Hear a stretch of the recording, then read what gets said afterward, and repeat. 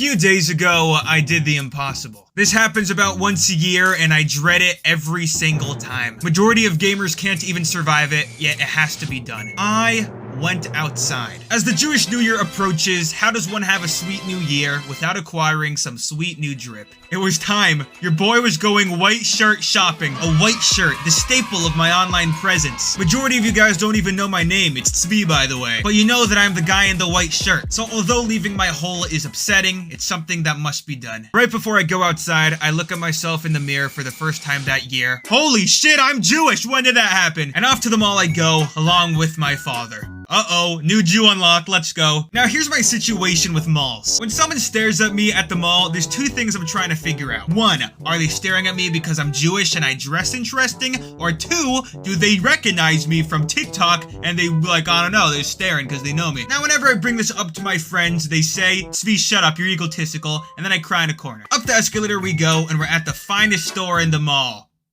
Macy's. Now I had to make sure that this new white shirt was proper. It must fit perfectly. I got so buff in my other shirts that they stretched out, and then they stayed stretched out, and now you can't see the full wrath of my muscle. These shirts have to be perfect. They are the staple of my brand. It has to work out. We got a few shirts, a suit as well, because you gotta get that fresh new suit for the new year, you know what I'm saying? And then we are faced with our first challenge of the day. It wasn't the fact that we couldn't find shirts my size. We actually could. A miracle has happened in the mall. But when I go to the dressing rooms, there is a line of about 10 people there. Now this isn't your prime time Los Angeles mall, okay? This is the Kenwood Mall of Cincinnati, Ohio. Why are there so many people at the dressing room in Macy's? Then it hit me that everyone in Cincinnati is cheap and shops at Macy's. My father and I sit there, dumbfounded. What do? We got our shirts so quickly, yet the waiting room is gonna be at least a half hour. Now, I was about to call everyone in the line anti-Semitic because they got there before me, and that's not nice. But all of a sudden, a genius thought entered my mind. This idea was so genius that I believe I am the first person in history to think of it. I went to the dressing room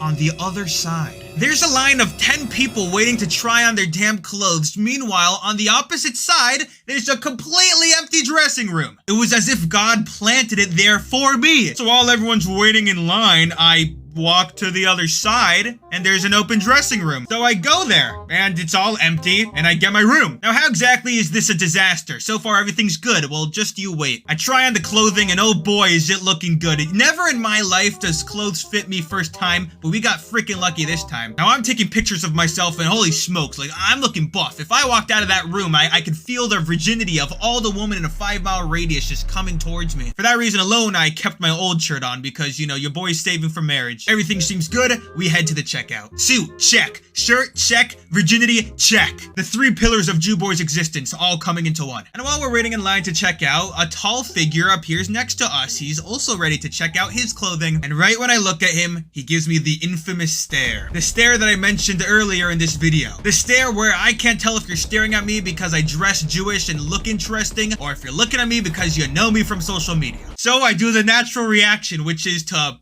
look the other way slightly, awkwardly, because I am weird. But I guess that was enough social contact for him to speak up, and he kindly asks, do I know you from TikTok? In which I respond, yeah, you probably do. And then we dap each other up and sort of stand there because we're waiting in line. Now, I'm usually pretty good with these interactions, but I'm holding my suit and shirt and like it was the morning, I'm tired. This is very interesting, so I'm kind of awkward at this moment. It's at this moment when the big question enters my head. Do you ask him if he wants a picture? Now, here's the problem with that. A lot of people do want a picture, but they're too scared to ask, so you ask instead. It's a way to make them feel more comfortable. Other people will ask outright because they want the picture. Then there's people that just stand there silently. Now, I don't want to say, do you want a picture? Because it's kind of douchey to ask. And that's been my thing. I don't ask you if you want a picture. If you want one, you'll ask me. I'm not gonna come off as a douche. But thankfully, after a few seconds, he asks for the picture, and we take the picture. But then what?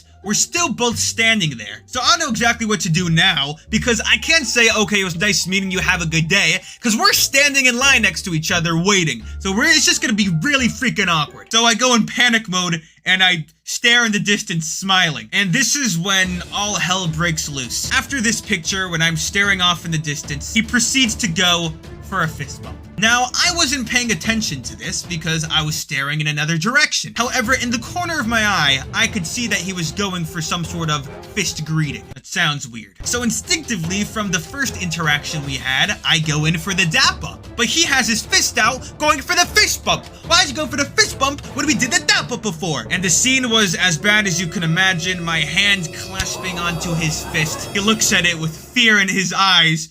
No! And I said, I'm sorry, it's too late. He goes in for another fist bump. I said, I'm sorry, like, it can't be redone. That's actually true. I did not go for it again. It's too late. You can't do that again. Now, this whole thing was a disaster, but what I'm about to say right now just seals the deal. Whenever I get recognized and I'm with my father and someone takes a picture with me, he likes to take a picture of me taking a picture with them because he finds it funny. So while all this is happening, my father took a picture right when the kid goes in for the fist bump. I'm completely looking away, oblivious to the action that he is doing. He is completely left hanging. And this, my friends, is what I like to call a picture moments before disaster.